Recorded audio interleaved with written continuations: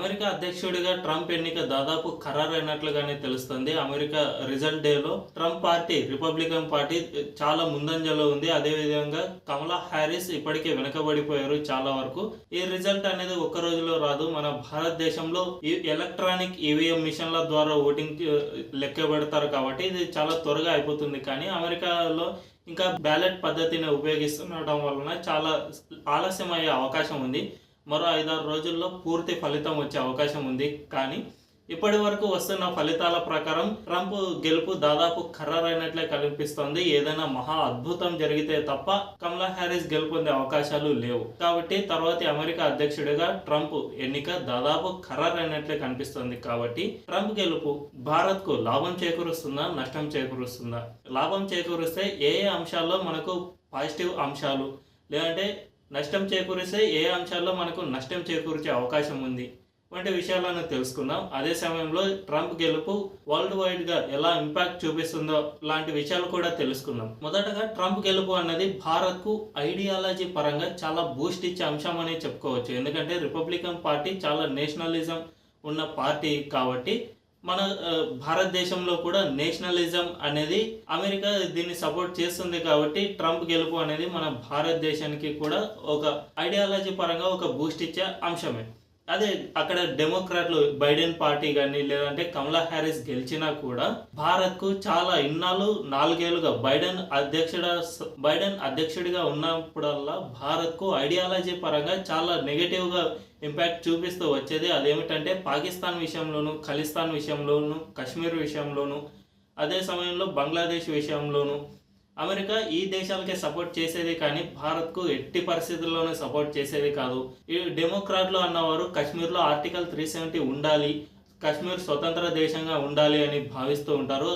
కానీ ట్రంప్ అలా కాదు, కశ్మీర్ పూర్తిగా భారతదేశానికి చెందినది అని గతంలోనే తేల్చి చెప్పేశారు. కాబట్టి ఇటువంటి విషయంలో భారత్కు రిపబ్లికన్ పార్టీ కాస్త బెటరే. ట్రంప్ మన ఐడియాలజీకి అనుకూలంగా ఉంటాడు కాబట్టి ఐడియాలజీ పరంగా భారత్కు ట్రంప్ అనుకూలురే.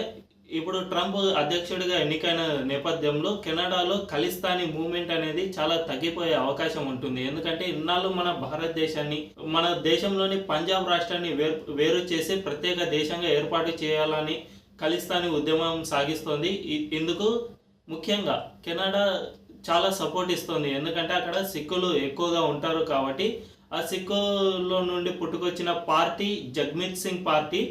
ఈ జగ్మిత్ సింగ్ అనేది ఖలిస్తాన్కు సపోర్టర్ కాబట్టి అక్కడ చాలా వరకు ఖలిస్తానీ మద్దతుగానే కెనడా ప్రభుత్వం ఉన్నది. జస్టిన్ ట్రూడోకు, భారతదేశ ప్రభుత్వానికి చాలా రోజులుగా మనందరికీ తెలుసు, గత కొన్ని నెలలుగా చాలా విభేదాలు కొనసాగుతూనే ఉన్నాయి. కాబట్టి ఈ ఖలిస్తానీ మూవ్మెంట్ అనేది ఇప్పుడు చాలా తగ్గిపోయే అవకాశం ఉంటుంది. ఎందుకంటే ట్రంప్ దీన్ని ఎట్టి పరిస్థితుల్లోనూ సపోర్ట్ చేయరు.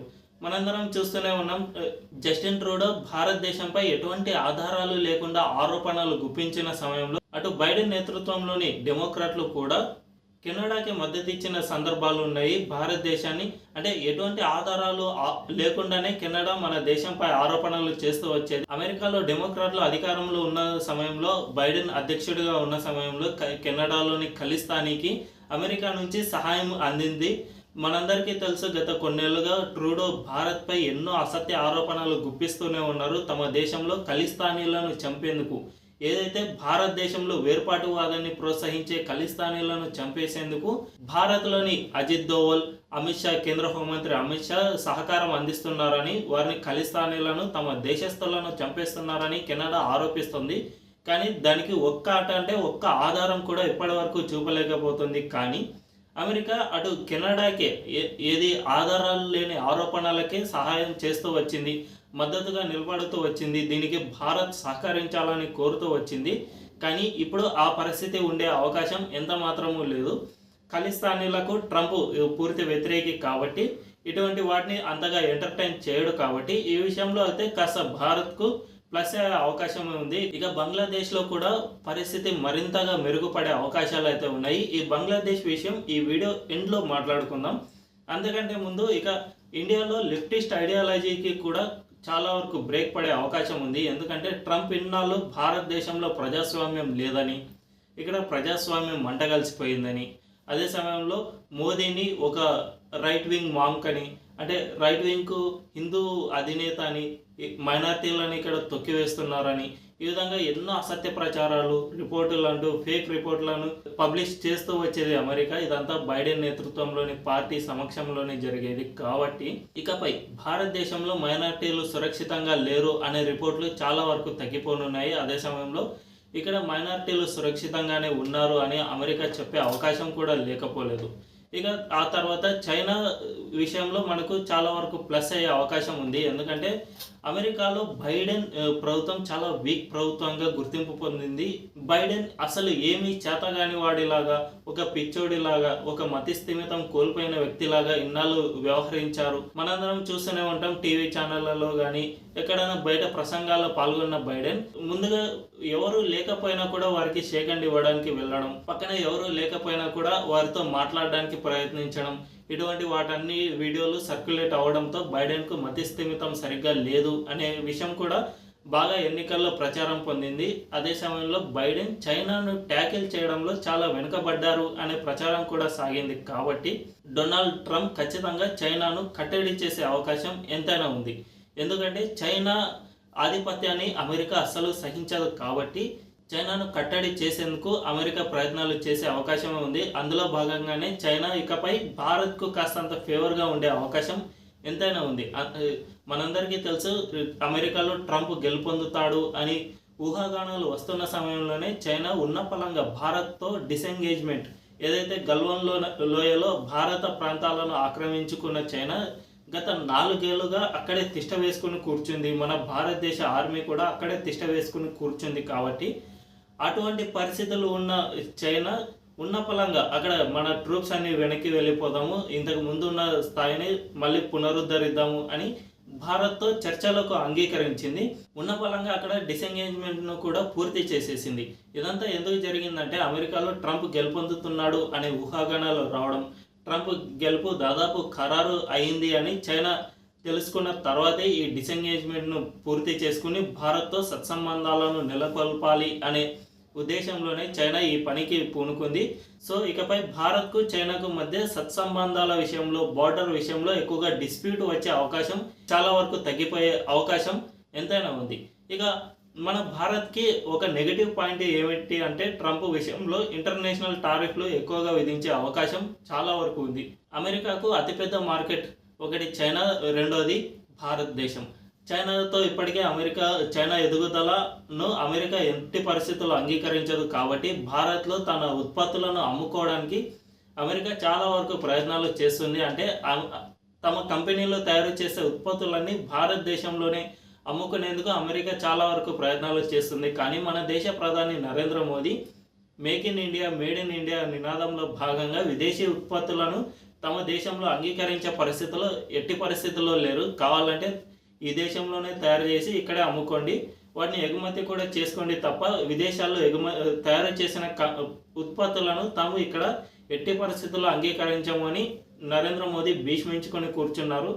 ఎలాన్ మస్క్ విషయంలో కూడా ఇదే జరిగింది. టెస్లా కంపెనీ కార్లు చైనాలో తయారు చేసి ఇక్కడ ఎగుమతి చేసుకుని ఇక్కడ అమ్ముకుంటాము అని ఎలాన్ మస్క్ గతంలో ప్రకటించారు. కానీ అందుకు నరేంద్ర మోదీ ప్రభుత్వం ఎట్టి పరిస్థితుల్లో అంగీకరించలేదు. అంతేకాకుండా కేవలం అక్కడి ఉత్పత్తులను ఇక్కడ అమ్ముకోవడానికే తమకు చాలా వరకు ట్యాక్స్ ఎగ్జెంప్షన్ కావాలని, అంటే ఇండియాలో ఉన్న కంపెనీల కంటే ఎక్కువగా ఎగ్జెంప్షన్స్ కావాలని ఎలాన్ మస్క్ గతంలో భారత్ను కోరారు. కానీ భారత్ ఎందుకు ససేమిరా అంగీకరించలేదు. మన భారతదేశంలో తయారయ్యే కార్ల కంటే ఎలాన్ మస్క్ ఎక్కువగా ట్యాక్స్ ఎగ్జెంప్షన్ ఎలా ఇస్తాము, ఇక్కడ తయారు చేస్తున్న వారికే లేని ఎగ్జెంప్షన్స్ ఎలాన్ మస్క్ ఎలా ఇస్తాము అని గట్టిగా ప్రశ్నించింది. దీంతో మస్క్ భారత ప్రభుత్వానికి గతంలో చాలా వరకు విభేదాలు వచ్చాయి. కానీ మనందరికీ తెలుసు ఈ ఎన్నికల్లో ట్రంప్కు మస్క్ ఎంతగానో సహకారం అందించారు. ట్విట్టర్లో బహిరంగంగానే అతను మద్దతు ప్రకటించాడు. ఎన్నో ఎన్నికల్లో ట్రంప్కు మద్దతుగా ఎన్నికల సభల్లో పాల్గొన్నాడు. కాబట్టి ఇకపై మస్క్ విషయంలోనూ అదేవిధంగా అమెరికన్ కంపెనీల విషయంలోనూ భారత్తో చాలా వరకు విభేదాలు వచ్చే అవకాశం ఎంతైనా ఉంది. ఇదే సమయంలో భారత్ను ఒప్పించడానికి ట్రంప్ చాలా వరకు ప్రయత్నాలు చేస్తారు. ఎందుకంటే విదేశీల్లో తయారు చేసిన ఉత్పత్తులను కూడా భారత్లో అమ్ముకునే విధంగా తమకు ఖచ్చితంగా అలో చేయాలి అని ట్రంప్ ఒత్తిడి తెచ్చే అవకాశం ఉంది. దీంతో విదేశీ ఉత్పత్తులు భారత్లో ఎక్కువగా ఫ్లోట్ అయ్యే అవకాశం ఉంది. ఈ కారణంగా భారత్లో పెట్టుబడులు అంటే ఇక్కడ మేడ్ ఇన్ ఇండియా అనే నినాదానికి కాస్తంత బ్రేక్ డౌన్ అంటే ఇప్పుడు పూర్తిగా బ్రేక్ పడదు కానీ కాస్తంత స్లో అయ్యే అవకాశం ఎంతైనా ఉంది. ఈ విషయంలో మరి మోదీ ఎటువంటి వైఖరి తీసుకుంటారు? అమెరికాతో ఇదే విధంగా కఠినంగానే ఉంటారా, లేదంటే ట్రంప్ ప్రభావంతో కాస్తంత వెనక్కి తగ్గే అవకాశం ఉందా అనే విషయాలు తెలియాలంటే ఇంకొన్ని రోజులు వేచి చూడాల్సిన అవసరం ఎంతైనా ఉంది. ఇక మిగిలింది చివరిది బంగ్లాదేశ్. మనందరికీ తెలుసు బంగ్లాదేశ్లో బైడెన్ ప్రభుత్వం ఎంతగా ప్రయత్నాలు చేసిందో అక్కడ ఏకంగా ప్రభుత్వాన్ని మార్చేసింది. ఏదైతే షేక్ హసీనా జనవరిలో ఎన్నికల్లో గెలుపొందారు అంటే ప్రజాస్వామ్యబద్ధంగా జరిగిన ఎన్నికల్లో షేక్ హసీనా ప్రజల మద్దతుతో గెలుపొందారు. కానీ ప్రజల మద్దతుతో గెలుపొందిన పార్టీని కేవలం 6 నెలల్లోనే తన ప్రభావంతో అమెరికా డీప్ స్టేట్ ప్రభావంతో ఆ ప్రభుత్వాన్ని గద్దెదించి తమ పప్పెట్ అయిన మహమ్మద్ యూనుస్ను అక్కడ ప్రభుత్వంలో కూర్చోబెట్టారు. దీంతో అక్కడ పూర్తిగా నియంతృత్వ పాలన అంటే అమెరికా చేత నియంత్రించబడుతున్న పాలన అక్కడ సాగుతోంది. అదే మహమ్మద్ యూనిస్ ప్రభుత్వం. ఈ యూనిస్ ప్రభుత్వంలో బంగ్లాదేశ్లో హిందువులపై చాలా వరకు దాడులు జరుగుతున్నాయి. ఎక్కడికక్కడ హిందువులను చంపేయడం, అసలు వాటికి ఆధారాలు లేకుండా తుడిచిపెట్టేయడం జరుగుతుంది. ఇందుకు మహమ్మద్ యూనిస్ ప్రభుత్వం కూడా అండగా నిలుస్తున్నట్లు కనిపిస్తుంది. ఎవరిపైన కేసులు వేయడం లేదు. అంటే హిందువులను చంపినా కూడా అక్కడ కేసులు అన్నది అసలు లేవు. కొద్ది రోజుల క్రితమే ఒక 2-3 రోజుల క్రితమే ఏమైందంటే బంగ్లాదేశ్లో హిందువులపై ఏకంగా బంగ్లాదేశ్ ఆర్మీనే దాడి చేసింది. బంగ్లాదేశ్ ఆర్మీ, పోలీసులు వీరందరూ కలిసి చిట్టాగాంగ్లో హిందువులపై ఏకంగా దాడులకు పాల్పడ్డారు. ఇళ్లలో ఉన్న హిందువులను తరిమి కొట్టారు. సో బంగ్లాదేశ్ ప్రభుత్వమే అక్కడ హిందువులపై ఊచకోతకు పాల్పడుతుంది. ఇది భవిష్యత్తులో తగ్గిపోయే అవకాశం ఎంతైనా ఉంది. ఎందుకంటే గతంలో ట్రంప్కు మహమ్మద్ యూనస్కు మధ్య చాలా వరకు విభేదాలు ఉన్నాయి.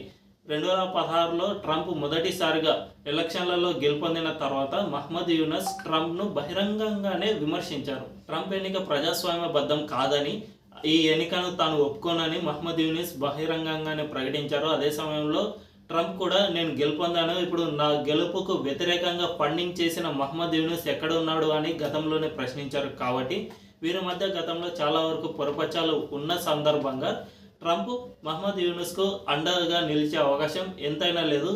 తాజాగా ట్రంప్ గెలుస్తాడు అని దాదాపు ఖరారైన సమయంలో షేక్ హసీనా కూడా ప్రవాస ప్రధాని హోదాలో ఒక లేఖ రాశారు ట్రంప్ను అభినందిస్తూ.